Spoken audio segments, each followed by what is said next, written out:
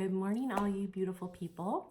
It's Miss Bio here, making this video so that we can discuss our Dr. Seuss essays coming soon to a mailbox near you, aka your mailbox. I have printed out all of the essays. I have edited them and put them in an envelope, put a stamp on them, and have sent them off to you. So they went out in the mail on Monday or Tuesday this week, and they should be to you by Friday. If you do not get yours by Friday, please let me know, and we can figure out plan B for that. I will give you new edits or figure out something so that you can also fix your paper. Okay, I just kind of want to let you know what to expect. So in the envelope, you're going to receive a few different papers. One is this sheet that I typed up. Ooh, that looks overwhelming. Don't freak. These are just some common things that I saw that people need to work on. And I highlighted on your individual sheet things that you need to work on. So you can read them all through if you'd like, and just kind of make sure that your paper didn't have any of those errors. But if you did have highlighter on yours, those are some things that you need to go fix. I also included the outline, which you guys all got this. It told you what should be in paragraph 1, paragraph 2, paragraph 3, 4, 5, and then this was just a little note that had my email. And then you should also have your essay with my edits on it. So first thing I want to say about that is please, please, please do not freak out if you see a bunch of red editing marks. It does not mean that you're a bad writer. It does not mean that your paper is even full of mistakes. I kind of used this as a conversation because I can't talk to all of you. So I wrote a lot of notes. Some were suggestions, some were kudos to you for doing a good job, and some were, hey, you need to fix this, okay? I also wrote notes on the outline. If you were missing something that I wanted you to talk about, I highlighted it and made notes on here. So I want you to use this paper to reference as you go through each paragraph on your edits. Okay, so I want you to edit them in Google Docs. So you're gonna open up your Google Docs and you're gonna go back into your document. And let's see here, hold please. Okay, so I'm gonna walk you through this. I'm gonna try to be as brief as possible, and I'm going to go through paragraph by paragraph just to kind of make sure that you know what I'm looking for in each paragraph, and kind of teach some of you how to make some edits if you're unsure of how to do that. Okay, one other thing I wanted to mention about all of my red marks is just keep in mind that you had very little guidance with this, and anything that we would have done in normal circumstances would have been done in the classroom. I would have been walking you through things. I would have been telling you how to fix things in the classroom, and you had none of that. So please don't be too hard on yourself if you see a lot of red marks. Just take it as a learning tool, which is, I hope, what you're looking at it like, so that you're not overwhelmed by all of the edit marks. Okay, the first thing was that many of you were missing this right here, which is the proper MLA format for the heading. It should have your name, June Ward, it's my imaginary friend, my name, which is the teacher's name. So on other papers, you would put your teacher's name, the subject, this was ELA writing, and then the due date. Obviously, it's not due today, but today's date was there. Okay, this should be double spaced, and you can go to spacing by going to Format, Line Spacing, and then click here, double. Okay, so it was already double spaced, but I just wanted to show you how to do that. Okay, then we gave a little space and came right on down to our title. Many of you are missing the title. Please make sure that you come up with some sort of fun, creative title, something more than Dr. Seuss. okay? I called mine The Extraordinary Life of Dr. Seuss. All right, my first sentence was the quote. You were all told to start off your paper with a Dr. Seuss quote. Your second sentence was supposed to be a sentence that told who wrote the quote and what the quote kind of showed or what it was about. Okay, so why fit in when you were born to stand out? One more thing I want to point out is that the punctuation is inside the italics, or I'm sorry, the quote marks. See if you can see in there. Okay, the punctuation goes on the inside. This quote shows how Dr. Seuss wasn't afraid to be different. His writing style was unlike most children authors of his time. Okay, that's 2 sentences. Didn't have to be 2 sentences, but if yours was as well, that's fine. Okay, the next sentence asked, who was he? Okay, so it's a very brief sentence, just said Dr. Seuss, or Seuss is what I put here, is an American children's author, cartoonist, poet, and illustrator. Dr. Seuss, okay, here's thesis statement. Dr. Seuss accomplished many things from his early life as an author and illustrator to the many accolades he received before his death. Okay, many of you have this huge, what I call a double space. In MLA format, we don't have double space. So you hit the back key until you get up to where it should be, and then you hit tab 1 time. So it should look, there should be the same amount of space between here and here. Okay, does everybody see that? Let me move this down a little bit. Okay, so I don't have this giant space in there, like a double. All right, paragraph 2, if you look, was supposed to be about his early life, his family, and his education. Okay, so I stated his real name here. I put where he was from and his birth date. I talked about his parents. I gave a little bit of background information about his parents. I talked about his siblings. And then I started talking about his schooling. Okay. A couple of things I just want to mention about schooling is that I have put that he attended Dartmouth College in Hanover, New Hampshire. You should have where he went to school. Many of you are just putting that he went to school in New Hampshire. Where? Give us the name. Okay. And then that he earned a degree. His father wanted him to be a doctor, so he enrolled in graduate school. And this is another thing I wanted to point out is that he attended Lincoln College at the University of Oxford in England. So some of you have put that he attended Lincoln College. That's correct. Some of you put that he attended Oxford University. Also correct. Okay, they're the same thing. Lincoln College is like a little mini college inside the university. Okay, so both are fine. It was there that he met his first wife, Helen Palmer. They were both writers and political activists. He dropped out of Oxford, so he never graduated. He did graduate from Dartmouth, but he dropped out of Oxford. Please make sure you have that as accurate information in your paper, okay?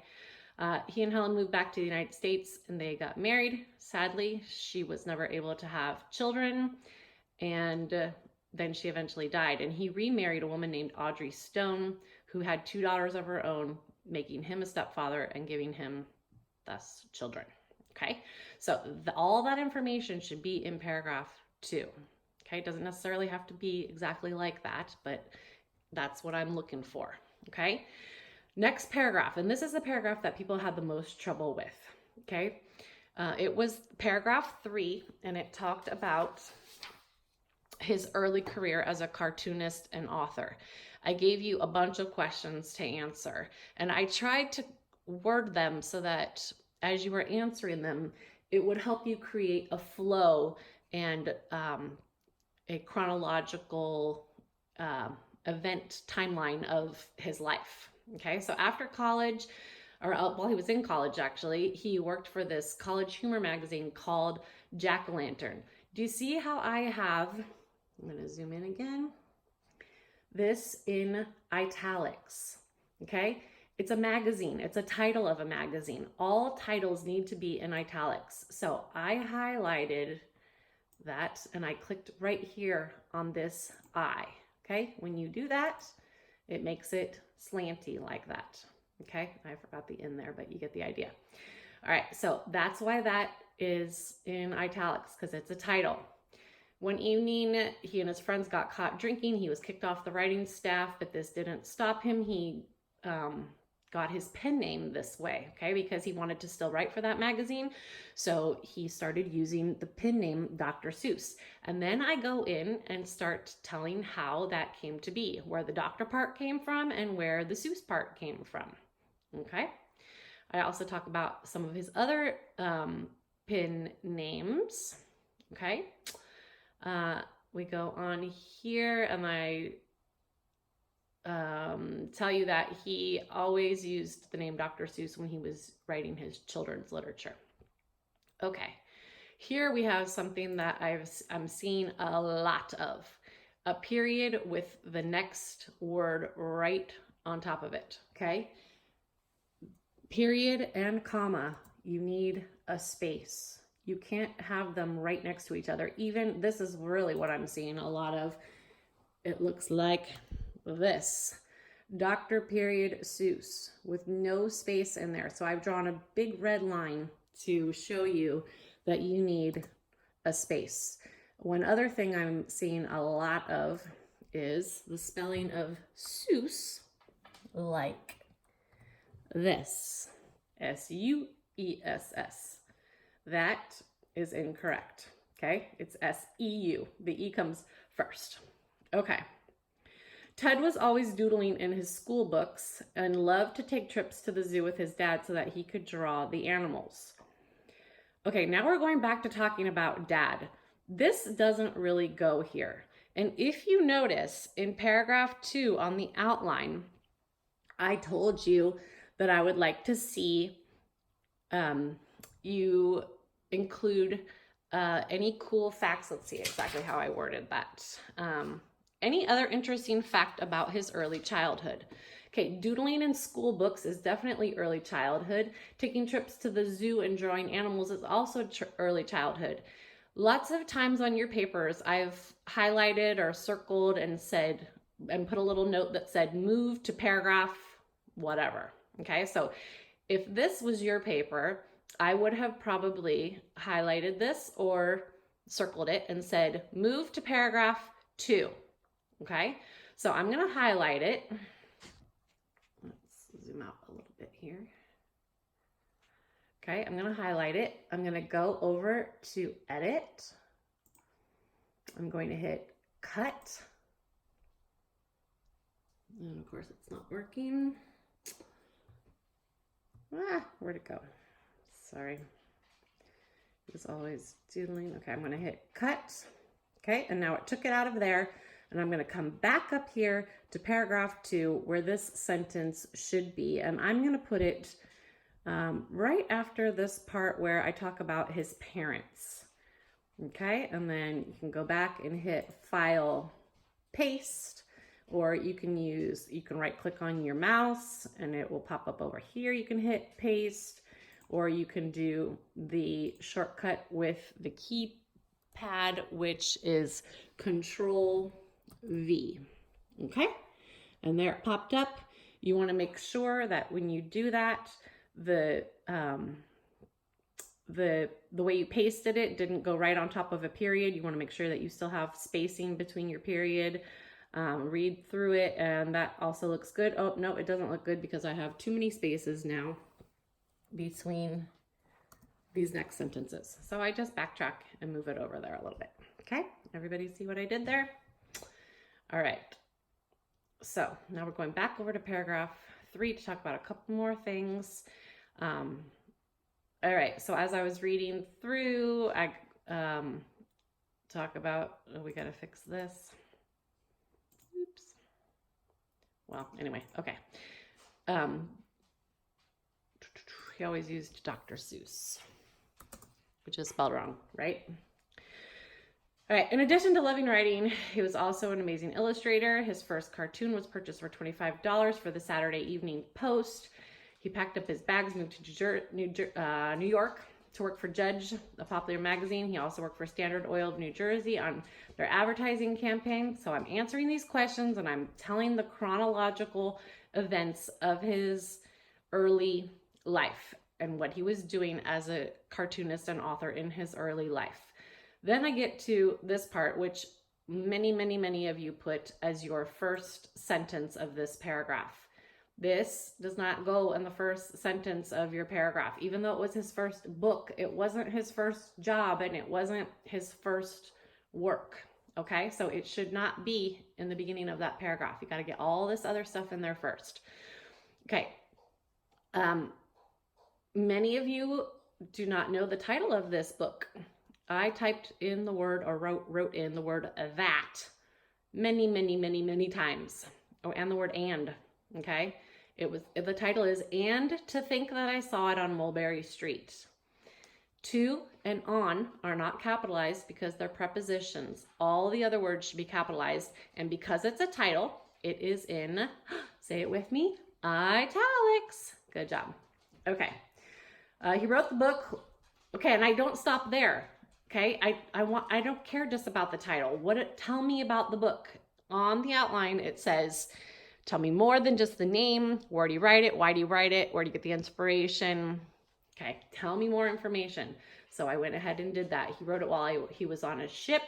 The sound of the engine and the rhythm of the engine played in his head, and it kind of matched the rhythm that started flowing in his head. He was really homesick. He was tired of being on that ship.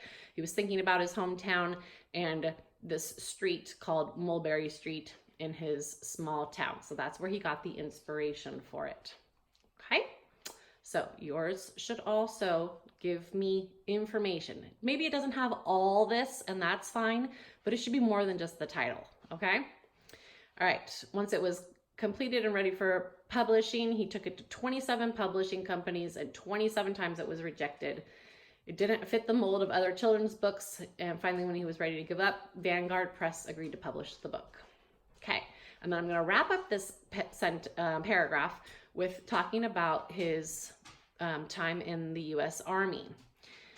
So at first he was just drawing posters for the Treasury Department, but he didn't feel like that was enough. So he actually did join the Army, but he was pretty old at this time, and so he wasn't a soldier on the front lines battling, but he was put in charge of the animation department, where he was coming up with these humorous instructional cartoons that were intended for other soldiers to lift their spirits and also teach them things as they went on. He left the Army with the rank of lieutenant colonel, which is pretty high.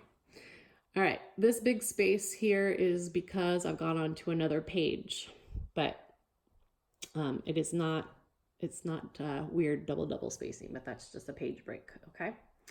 So if you were to have the double space like this, what do we do? Backspace and hit tab. Okay. All right. The fourth paragraph is about, and this has some errors on purpose because I wanted to show you guys what I really want. So Dr. Seuss told many wonderful stories of whimsical characters and zany animals through his 47 published books. Okay, that's a dynamite topic sentence if I don't say so myself. Yours doesn't have to be that detailed. You could just have something that said Dr. Seuss wrote many wonderful books, period.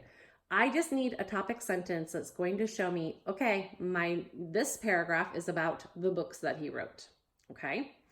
So it doesn't have to be all fabulous, but it could be fabulous if you want it to be. Just don't copy me. All right, here we go. Many of his books had a secret message. All right, this is what I'm seeing a lot. The Butter Battle, about the war. How the Grinch Stole Christmas, about the true meaning of Christmas. The Lorax, how humans destroy nature. The Cat in the Hat is about two kids who were bored, so the Cat in the Hat is born. Okay, not what I'm looking for. First of all of these books need to be put, their titles need to be put in, not underlined. Not underlined and not in quotes. We want it in italics. Okay, so you get the idea here. Italics, italics. We're gonna oh, that one's already done. Cat and Hat's already done. Okay, good. Every book, I want it to have its own sentence, and I don't want you just telling me what the book was about. This was about this. This was about this. This was about this. That's very boring to read. Okay, change it up. Make it more exciting. Some books tell me what the book was about. Some books give me a cool fact. Some books tell me some sort of deeper, darker meaning. Okay, so I kind of gave you an example of what I'm looking for in these last two books. So I wrote so let me make that clear real quick one more time. Butter Braid is about the war. Okay, that's not a complete sentence. You need to tell me, what do you mean about the war? Talk about it. Turn this into at least one full complete sentence on its own, or maybe even a couple of sentences. Same thing with this. Okay? All right, let's jump down here. In 1960, the co-founder of Random House Publishing, Bennett Cerf, bet Seuss $50 that he couldn't write an entertaining children's book only using 50 words. Always up for a challenge, Seuss took the bet and won. Not only did he write this funny tale about trying new things, but Green Eggs and Ham went on to become one of Seuss's most popular and best-selling books he ever authored. Cerf never paid up, but with the best-selling book in his hands, he won anyway. Okay, because he didn't need $50. He has a best-selling book on his hand. He's going to get way more than that. But that's kind of a cool fact that goes along with that book. So if you have some sort of cool story, Cat in the Hat, you could talk about that the publishing company sent him a list of, I think it was 250 words, and he was supposed to use those words. You could talk about that. That was his first book that was published. No. Mulberry Street was. I don't remember. Sorry. Okay. But Cat and Hat is one of his best-selling, maybe, or most popular. I'm not sure. You guys get the idea, though, right? Okay. And then another one. I changed it up again here with Yertle the Turtle.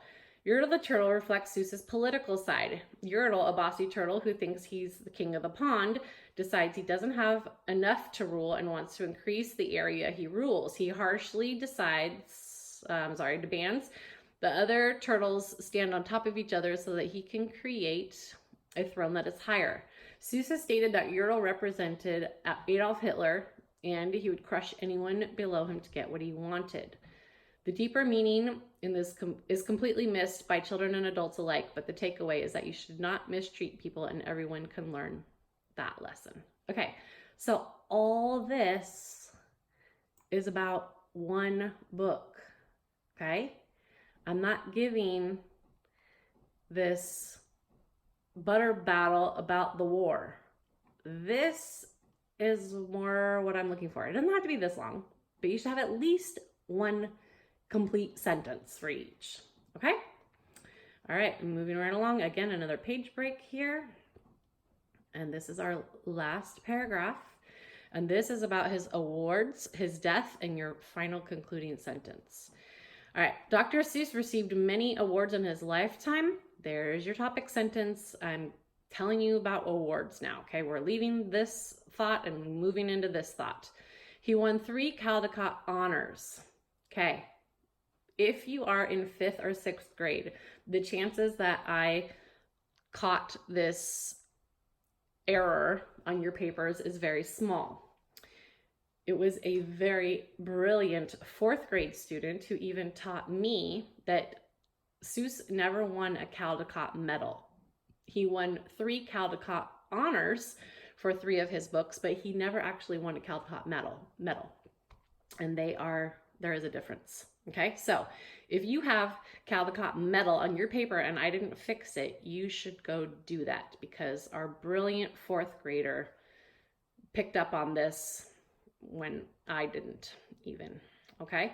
And he won this honor 3 different times. So you should put the books. I can't remember what they all are. Mix Somebody's Pool and Bartholomew and something, and I don't remember the other one. But so he won 3 honors for this book, and this book. Okay. He also received this honor and this honor. Okay. I don't care what 3 honors you do, as long as you don't think that you can get away with the 3 honors being these 3 Caldecott things. I want 3 different honors. He was such an amazing gift to the children's literature arena that he has tons and tons of things that you could mention. You can go over 3, but give me at least 3 different ones. Okay. Then I go on to talk about his death. He died, where he died, what he died of, and the date that he died. I've also put that he was 87, just as an added detail. You don't have to do that, but again, kind of gives you an idea that he lived to the ripe old age. That way you don't have to, the reader wouldn't have to flip back and see, oh wait, what year was he born? So how old was he when he died? So this kind of just gives you a little bit more information. All right, last but not least is our closing, wrap up, concluding sentence / sentences. Okay. I'm seeing a lot of Dr. Seuss was amazing. Yes, he was. But please beef this up a little bit. Please give me a little bit more, at least a compound or complex sentence. All right. Mine reads, Dr. Seuss has filled our lives and minds with so much wonder and amazement. His books taught many of us how to read. His illustrations and whimsical words have captured our hearts and will do so for many years to come. That is a nice roundup that talks about his life and how he's affected our lives. So that was a little bit longer than I was hoping, but hopefully it helped you. And if you have any questions, please email me. If you want to set up a Zoom, I'll be more than happy to Zoom conference with you. Anything that you need, I am available to help you with. And I will be happy to help you, walk you through it, do what I can to make this less overwhelming for you, because I certainly feel for you. This is no fun for anybody. So I'm praying for all of you, and I'm hoping that this all ends soon. I'm very sad that I will not get to see you all again this school year, but I'm sure we will see each other again soon. I miss you all. Mwah. Be well and take care.